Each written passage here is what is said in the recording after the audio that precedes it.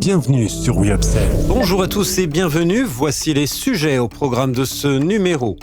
Liebig est la soupe préférée des Français, TF1 cède Ushuaïa au groupe L'Oréal, chiffres et marchés, les Français réduisent leur budget Black Friday, quels sont les spiritueux stars de fin d'année, enfin le commerce spécialisé retrouve des couleurs en octobre.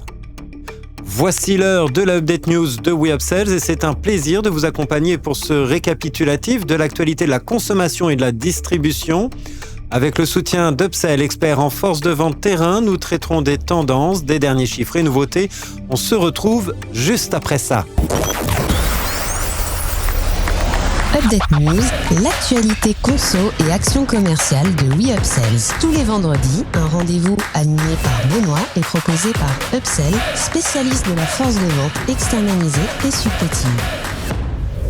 Liebig, élue marque de soupe préférée des Français.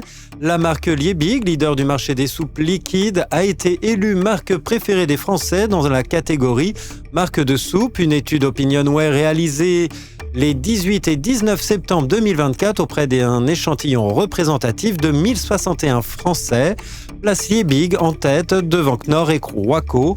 Grâce à ses scores élevés sur le goût, la confiance, l'innovation et la qualité. Cette distinction couronne le travail de nos équipes sur le goût et la naturalité des recettes.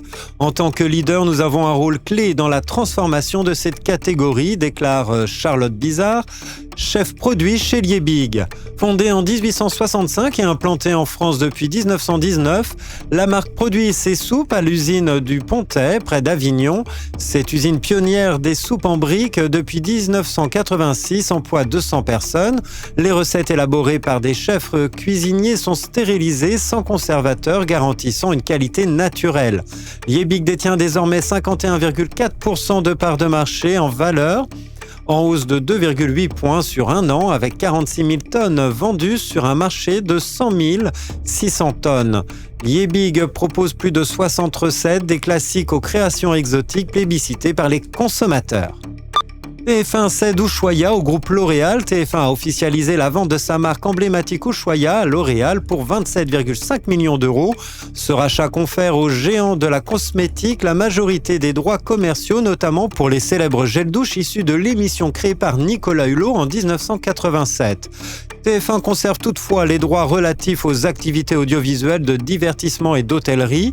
L'Oréal, déjà détenteur d'une licence d'exploitation depuis 1993, justifie cette acquisition comme une opération de gestion sans impact stratégique sur l'exploitation actuelle et à venir de la marque Ushuaïa. Cette marque bien implantée sur les segments d'hygiène et beauté pourrait s'étendre à de nouvelles catégories de produits grâce à cet accord qui couvre les licences futures. Positionné sur un créneau proche du Petit Marseillais, Ushuaïa s'appuie sur des senteurs variées, naturelles. Avec ce rachat, elle pourrait connaître un nouvel essor, renforçant la dynamique commerciale d'un groupe L'Oréal en pleine croissance, avec 10,2 milliards d'euros de chiffre d'affaires au dernier trimestre. Chiffres et marchés, les Français réduisent leur budget pour le Black Friday. Le baromètre OpinionWay pour Bonial dévoile des tendances du Black Friday 2024 marquées par un budget moyen en baisse et un recentrage sur des produits du quotidien.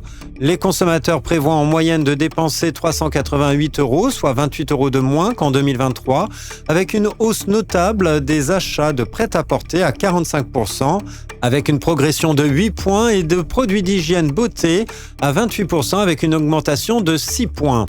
Les jeunes de 18 à 24 ans restent les plus impliqués avec 1 sur 2 qui envisagent des achats durant l'événement. Cette tendance montre que les consommateurs cherchent des économies même sur des articles moins coûteux, analyse Laurent Landel, président de Bonial. Le Black Friday prend aussi une place centrale dans les préparatifs de Noël. 79% des acheteurs comptent en profiter pour leurs cadeaux et 20% prévoient d'acheter l'intégralité de leurs présents. Par ailleurs, 87% des achats devraient s'effectuer en ligne, bien que les ventes en magasin continuent de progresser, atteignant 12% avec une hausse de 4 points en un an. Les réseaux sociaux séduisent particulièrement les moins de 35 ans, reflétant le rôle croissant des influenceurs et des codes promotionnels.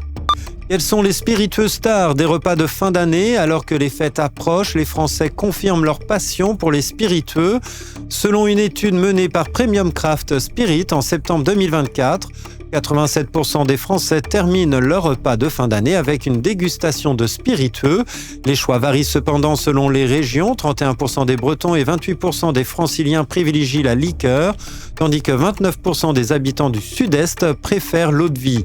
En matière de préférence, les hommes optent majoritairement pour le whisky à 39% et le rhum à 35%, tandis que les femmes plébiscitent également le rhum avec 28,3%, suivi du whisky à 18,2%. Autre tendance marquante, les femmes consomment davantage leurs spiritueux en cocktail à 73% contre 27% pour une consommation pure.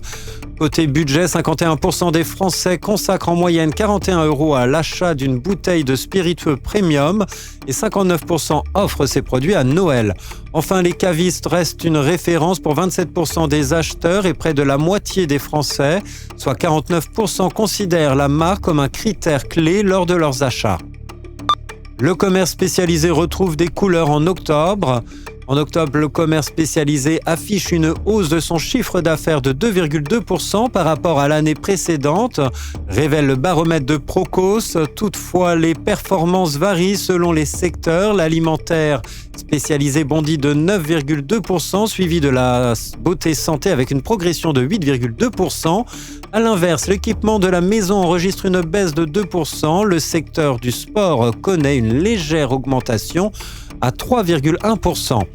Les ventes à surface égale sont également en hausse, mais de manière plus modérée dans l'habillement avec une progression de 1,5%.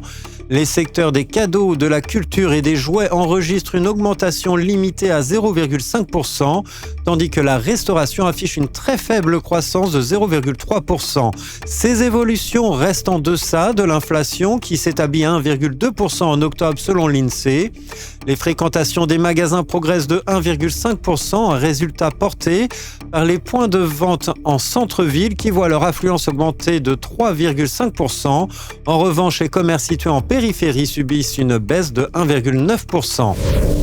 Merci de votre écoute, nous nous retrouvons la semaine prochaine. En attendant, abonnez-vous à la chaîne et au podcast de WeUpsells pour ne manquer aucun numéro.